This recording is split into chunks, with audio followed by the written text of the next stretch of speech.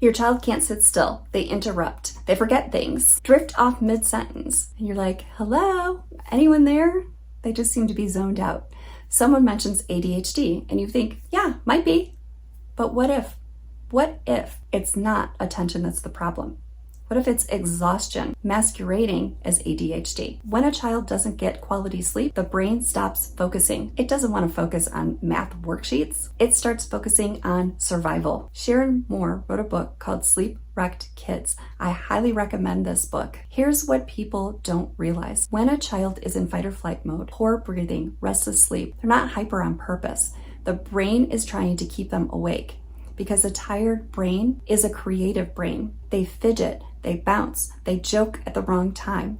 It does whatever it can to fight the slow fade into the fog. That's why many exhausted kids get flagged with ADHD. Not because they don't have symptoms, because no one checked what their nervous system is actually doing, especially at night. While their brains are supposed to be recharging, resting, repairing, digesting, storing their memories, but instead it's in defense mode all night long and all day mode. They're just defensive. There's no rest for these kids. There's no downtime. There is science to this. Here are some signs your child might not need more focus tools. They might need more oxygen, more water, more nutrition, more rest, and more regulation. Are they mouth breathing during rest or while they're asleep? Do they have dark circles under their eyes? Do they chew on their clothes, their sleeves, their collar, their hair? Do they wake up grumpy, groggy, dry mouth? Do they zone out when they're focusing on tests? Do they have sudden energy bursts during transitions? Do they feel like they want to go to sleep? Are they tired? Are they bouncing off the walls? These are not attention deficits. These are signs the brain is trying to function without the proper fuel. A dysregulated body will always hijack attention. Think about it when you're sleep deprived. Your kids can't tell you they're sleep deprived. So tonight, what I want you to do after watching this video is have your child or yourself get a cup of water and hold it in your mouth. Just hold it in your mouth and breathe through your nose. Not hold your breath, just hold the water and breathe through their nose. You can do a fun thing. You can ask them questions. Just make sure you don't ask them questions that they spit out the water. But if they can hold the water and breathe through their nose, you know that they can breathe through their nose. That's what we need to look for first. Last week, we looked to see, are they sleeping soundly? This week, I want to know, can they breathe through their nose without using their mouth? It's not just bad sleep. It's the nervous system that never shuts down. But first, we have to notice, can they even breathe through their nose? Because if they can't breathe through their nose, and that's why they have their mouth open, they could have swollen adenoids, swollen tonsils. They could have allergies. Is there mold in their house? Is there dust? Are they allergic to dairy? Are they sleeping with a pet in the room? All of these things can affect their sleep, their behavior, and their focus.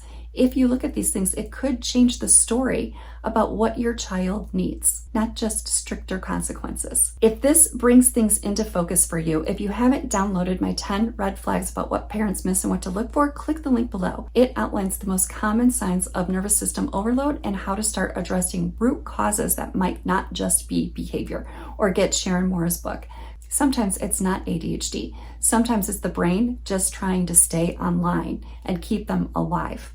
If you didn't catch the last video in the series, go back and watch it. We're building a big picture of how all of this is connected. If we miss one piece of the puzzle and we don't get that piece, it's hard to connect all the dots together. We have a healthcare system that treats things in silos. We treat our mouth separate from the rest of our body. We treat our eyes separate from the rest of our body. We don't look at how we're breathing until there's a major problem. It's just easier to put our kids on medications because they have ADHD than look at how they're breathing and how they're sleeping.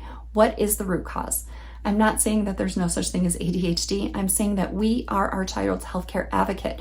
We can figure out what's truly going on to help get them and you a better night's sleep. If they're not sleeping, chances are you're not sleeping as a parent. Breathing exercises are a good way to calm the nervous system. Breathing through the nose. It's one of the ways that we can capture this. If we can't breathe through our nose, we can't hold the water and breathe through our nose, then we need to start with an ENT. And why can't we breathe through our nose? Before we start disciplining our kids and giving them consequences, let's see how they're breathing and sleeping so we can manage some of these behavioral issues and symptoms that are being called out and not necessarily label our kids and give them pills right away. Sometimes these things are necessary, but sometimes they're harmful to our growing children. Our kids need to be seen. They need our support. They don't just need more discipline. I hope this was helpful. If this resonated with you or you know a child like this, please comment, like, and share, because this information is crucial. It needs to get out there, and we need to start helping our kids not just survive, but thrive. We need to get them out of survival mode, get them sleeping and being able to focus. This is happening way more often than you think, but common does not mean normal. I thought my daughter was being bad and I was a terrible mom until I realized she was struggling. I didn't really understand it till she was 13. I could have helped her sooner if I knew what to look for, but I didn't. Now that I know what I know, I noticed these signs when she was 2 and there were no spaces between her baby teeth. But with each stage, we learn, we share, and we can do better for our kids going forward. It truly does take a community. As always, thanks for watching. See you in the next video.